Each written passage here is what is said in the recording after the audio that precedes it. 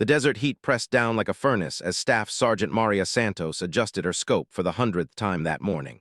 The rocky outcropping provided perfect cover, but the temperature was already climbing past 110 degrees Fahrenheit. Through her earpiece, she could hear the steady breathing of Lieutenant Commander Jake Morrison and his 5-man SEAL team as they moved through the valley below. "Overwatch, this is Alpha Team. We're approaching the target compound now," Morrison's voice crackled through the radio. Maria tracked their movement through her high-powered scope, watching as the 6 Navy SEALs advanced in perfect formation toward what intelligence had indicated was a small weapons cache. Maria had been providing sniper support for special operations teams for 3 years, but this mission felt different. The intelligence seemed too clean, too perfect. A lone weapons depot in the middle of nowhere, minimal security, and an easy extraction route. In her experience, nothing was ever this straightforward in Afghanistan. "Copy that, Alpha Team. I have eyes on your 6. Perimeter looks clear from my position," she responded, continuing to scan the surrounding hills and buildings through her scope. The M110 semi-automatic sniper system felt familiar in her hands, like an extension of her body after years of training and combat deployments. The team reached the compound walls without incident. Morrison signaled to his men, and they began their breach protocol. Maria watched Petty Officer Davis place the explosive charges on the main gate while the others took defensive positions. Everything was proceeding according to plan. Then she saw the glint of metal from a rooftop 300 meters east of the compound. "Alpha Team, possible hostile contact, 3 o'clock from your position. I'm seeing movement on the eastern rooftop," Maria reported, adjusting her scope to get a better view. What she saw made her blood run cold. Not one sniper, but multiple positions being set up simultaneously. "Overwatch, we're committed to the breach. 30 seconds to entry," Morrison replied. The charges were set, and pulling back now would mean losing the element of surprise entirely. Maria's mind raced as she identified more positions. The western hills showed movement. The southern approach had figures moving between rocks. This wasn't a simple weapons cache operation. This was an ambush, carefully planned and perfectly executed. "Alpha Team, abort! Abort! You're walking into a trap!" she shouted into her radio, but it was too late. The explosion echoed across the valley as the SEALs breached the compound gate. Immediately, the desert erupted in gunfire. Muzzle flashes appeared from positions Maria hadn't even spotted yet. The intelligence had been wrong, or worse, compromised. Instead of a lightly defended weapons depot, the SEALs had walked into a kill zone surrounded by at least 40 enemy fighters. "Taking heavy fire, we're pinned down inside the compound." Morrison's voice came through static and the sound of automatic weapons fire. "Overwatch, we need immediate support." Maria's training kicked in. She quickly identified the most immediate threats and began her methodical work. The sniper on the eastern rooftop was lining up a shot on the compound entrance. Maria's first round caught him center mass, and he dropped from view. But more muzzle flashes appeared from positions she couldn't see clearly. The enemy had positioned themselves in a perfect circle around the compound, using the natural terrain to their advantage. Every time the SEALs tried to move to a new position, they were met with concentrated fire from multiple directions. "We've got wounded. Ramirez is hit bad." The panic in Morrison's voice was barely controlled. Through her scope, Maria could see the team was trapped in a small courtyard with minimal cover. Enemy fighters were beginning to move closer, tightening the noose around the pinned SEALs. Maria realized she was their only hope. From her elevated position, she could see enemy movements that were invisible to the trapped team below. But there were so many targets, and her ammunition wasn't unlimited. She would need to be precise, methodical, and deadly accurate if any of them were going to make it home. The sun climbed higher, and the battle was just beginning. Maria took a deep breath, steadied her rifle, and began the most important shooting of her life. Each shot would need to count, because 6 American lives depended on her skill and her ability to stay calm under the most intense pressure she had ever faced. In the valley below, the SEALs fought desperately for their lives, while above them, a lone female sniper prepared to wage a one-woman war against overwhelming odds. Maria's second shot took down a machine gunner who was raking the courtyard with devastating fire. The 7.62 round traveled over 400 meters before finding its target, silencing the heavy weapon that had been keeping the SEALs completely pinned down. but for every enemy fighter she eliminated, 2 more seemed to appear. Overwatch, we've got RPGs, multiple RPG positions on the northern ridge. Morrison's urgent voice cut through the chaos. Maria swung her scope toward the north and spotted 3 fighters setting up rocket-propelled grenades. An RPG round into the small courtyard would be catastrophic for the trapped team. The first RPG gunner was lining up his shot when Maria's bullet found him. The man spun and fell, but his finger had already pulled the trigger. The rocket streaked over the compound, missing the seals by mere feet before exploding against the back wall. "Jesus, that was close," she heard Petty Officer Chen shout over the radio. Maria quickly shifted to the second RPG position. The fighter was already shouldering his weapon when her round caught him in the chest. The RPG launcher fell to the ground unfired. But the third gunner had seen his comrades fall. Instead of exposing himself, he moved to a position behind a large boulder where Maria couldn't get a clear shot. She watched through her scope as he worked to get an angle on the compound. "Alpha Team, RPG threat from your 11 o'clock. He's behind the large rock formation. You need to move to the eastern corner of the courtyard now," Maria directed. The SEALs moved quickly, but their movement drew fire from multiple positions. Maria counted muzzle flashes from at least 15 different locations.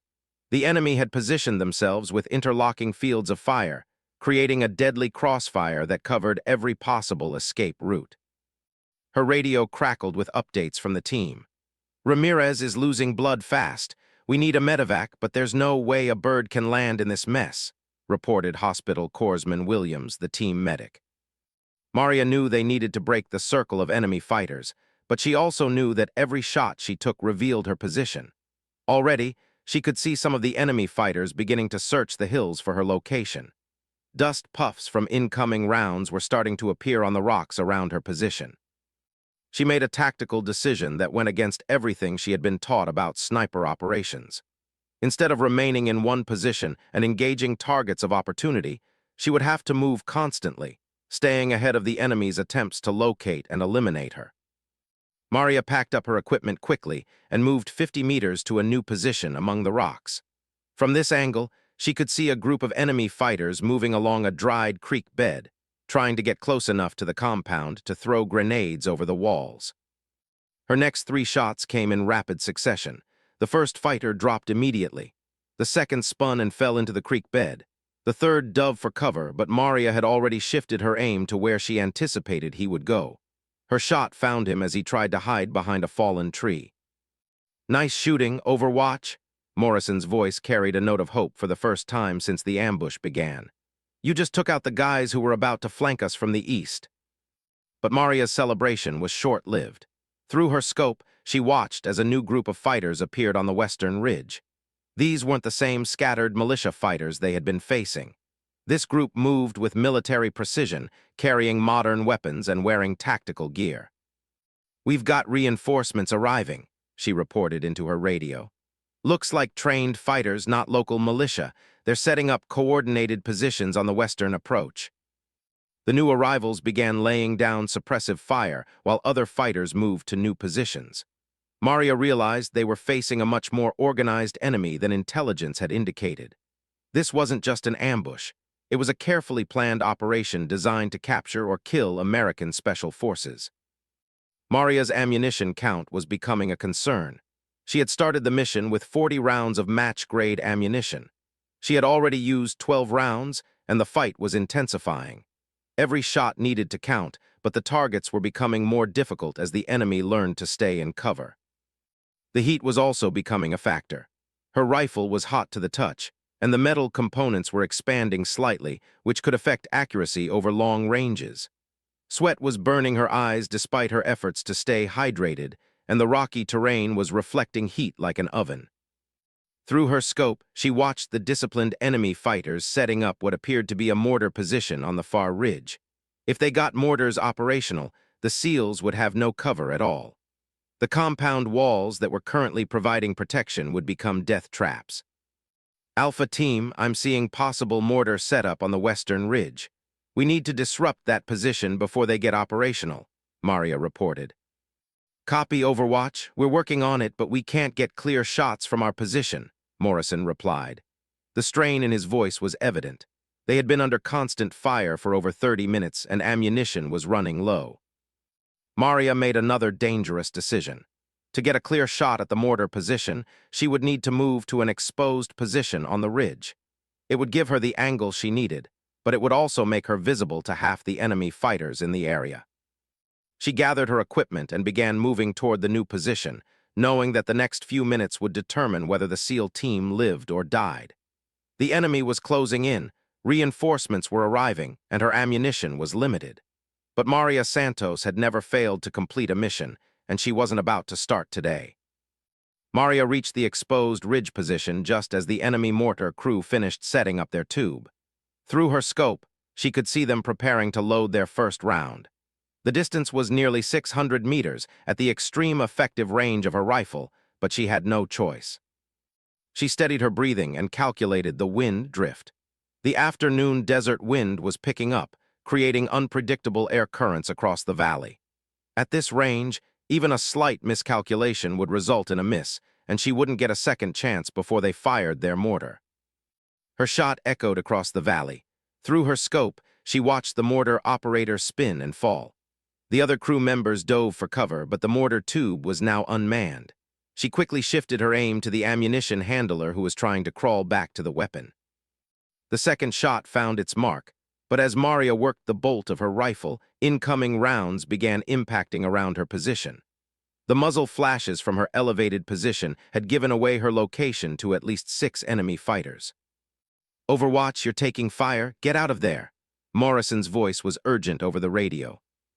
Maria grabbed her equipment and rolled down the backside of the ridge as bullets snapped overhead. She could hear the distinctive crack of rounds passing close to her head.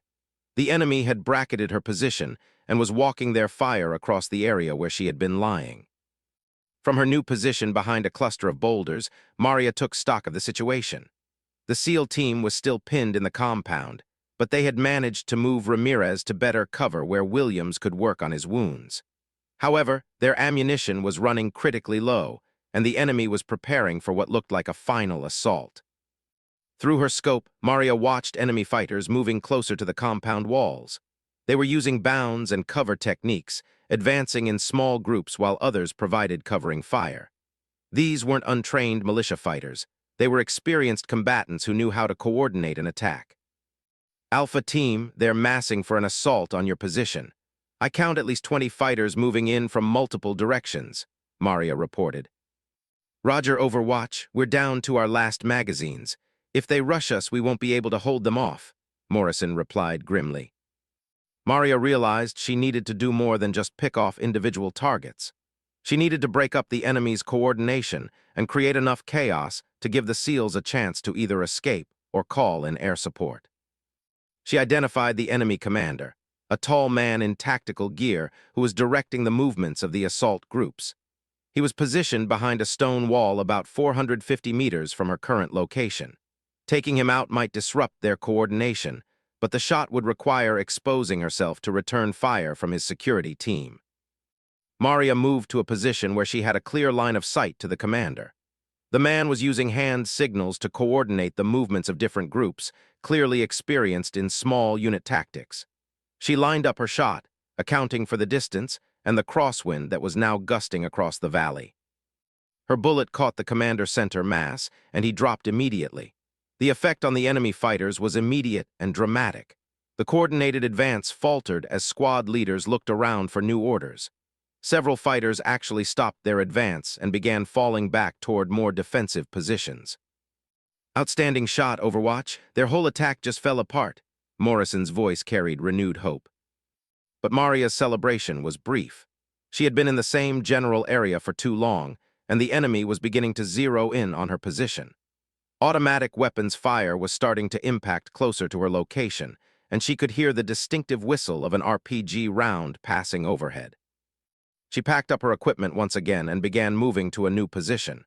As she moved, she counted her remaining ammunition. 18 rounds left.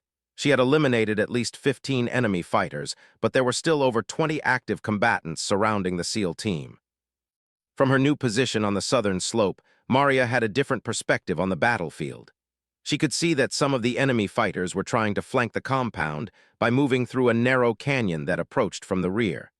If they succeeded, they would be able to attack the SEALs from behind, where the compound walls provided no protection. Alpha Team, you've got flankers moving through the canyon to your rear. 5 or 6 fighters about 10 minutes out from your position, she reported. We can't spare anyone to watch our 6. Can you take them? Morrison asked. Maria studied the canyon through her scope. The fighters were moving carefully, using the rocky terrain to stay concealed. They would only be visible for brief moments as they moved between cover points. She would need to time her shots perfectly and make every round count. The first fighter appeared at the mouth of the canyon, moving quickly between 2 large rocks. Maria led her target slightly and squeezed the trigger. The man dropped immediately. The other fighters in the canyon immediately went to ground, but they were now trapped in the narrow space with limited cover. Maria waited patiently, watching for movement. Her patience was rewarded when a second fighter tried to advance to a new position. Her shot echoed off the canyon walls, and another threat was eliminated. The remaining fighters in the canyon were now completely pinned down. They couldn't advance without exposing themselves to Maria's rifle, and they couldn't retreat because their own forces were behind them. She had effectively neutralized the flanking attempt with just 2 shots. But ammunition was becoming critical. 16 rounds remaining, and the main body of enemy fighters was regrouping for another assault. Maria needed to find a way to break their will to fight, or the mathematics of the situation would eventually overwhelm both her and the SEAL team. The afternoon sun was beginning to sink toward the western horizon, and Maria realized that darkness might be their salvation. If she could keep the enemy at bay until nightfall, the SEALs could use their night vision equipment to break out of the trap. But sunset was still 3 hours away, and she wasn't sure her ammunition would last that long.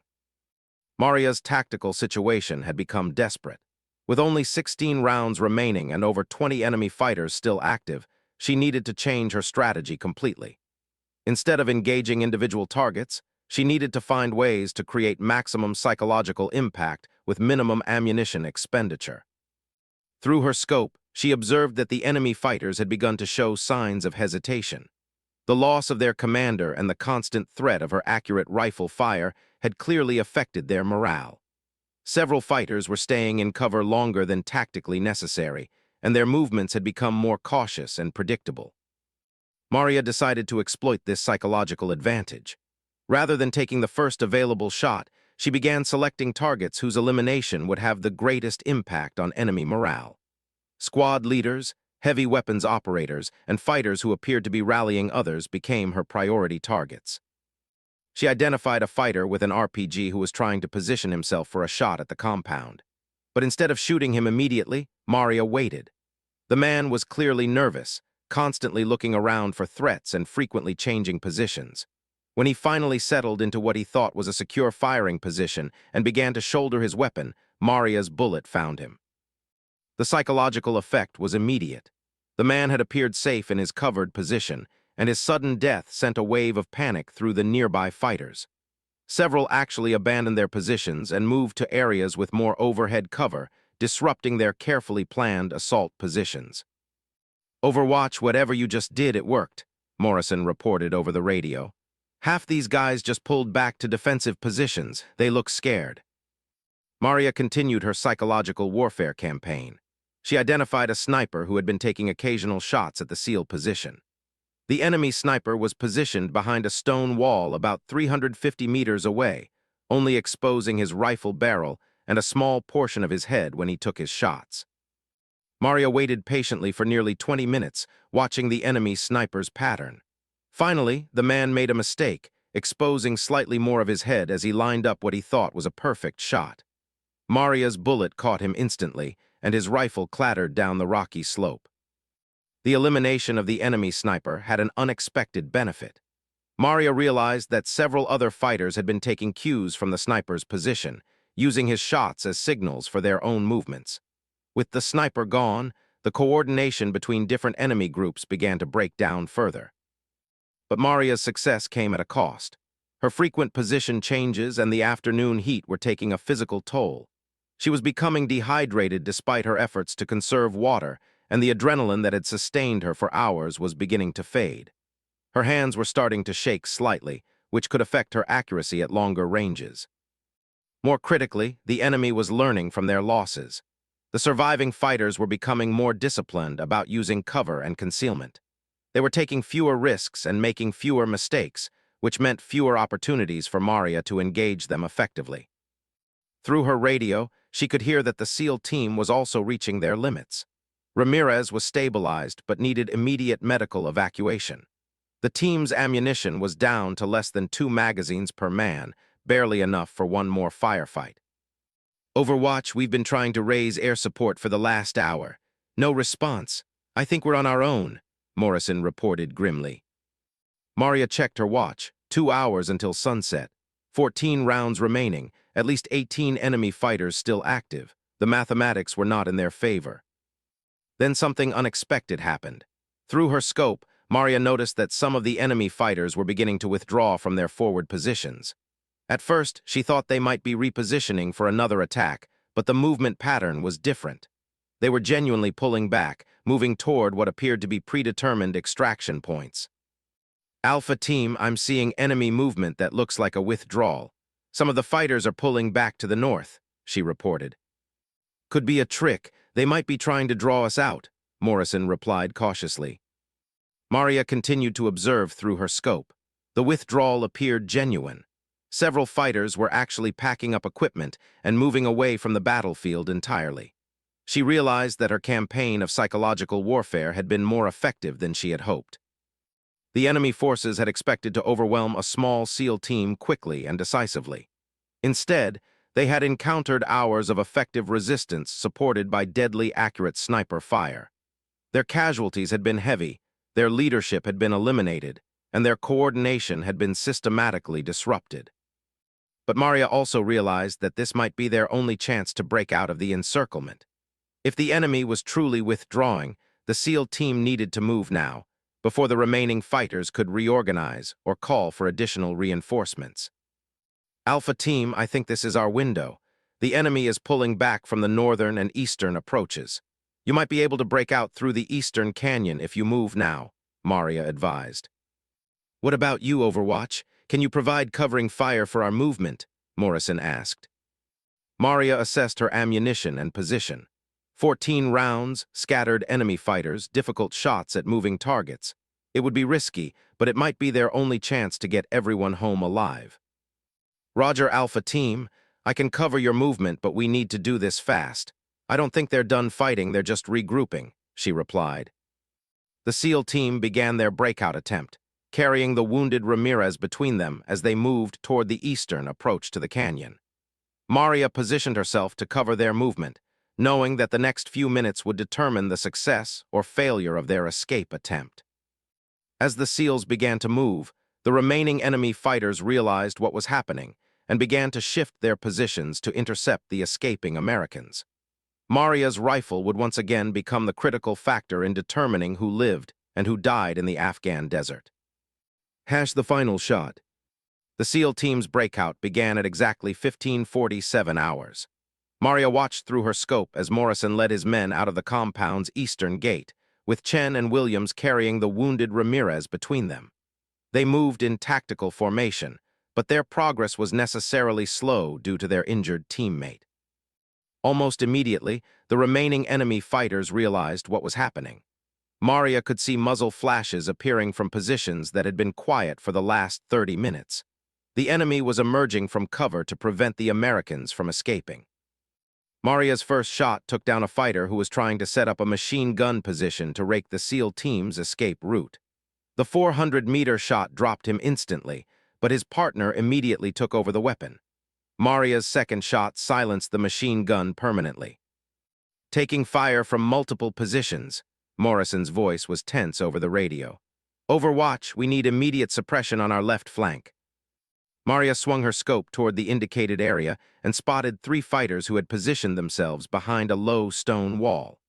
They were leaning over the wall to fire at the escaping SEALs, but their position provided Maria with clear shots at their exposed upper bodies. Her next 3 shots came in rapid succession, each one finding its target. The enemy fire from that position ceased completely, but the sound of her rifle was drawing attention from other fighters who were now trying to locate her position. "Alpha Team, you're 50 meters from the canyon entrance. Keep moving," Maria encouraged, even as incoming rounds began impacting around her position. Through her scope, she watched a fighter with an RPG emerge from behind a large boulder, clearly intending to target the group of SEALs. At nearly 500 meters, it would be one of the longest shots she had attempted all day, complicated by the crosswind and the target's movement. Maria led the target slightly and squeezed the trigger. The shot was perfect, catching the RPG gunner just as he was shouldering his weapon. The unexploded RPG round fell harmlessly to the ground as the fighter collapsed. "Outstanding shot," Morrison shouted over the radio. "We're at the canyon entrance."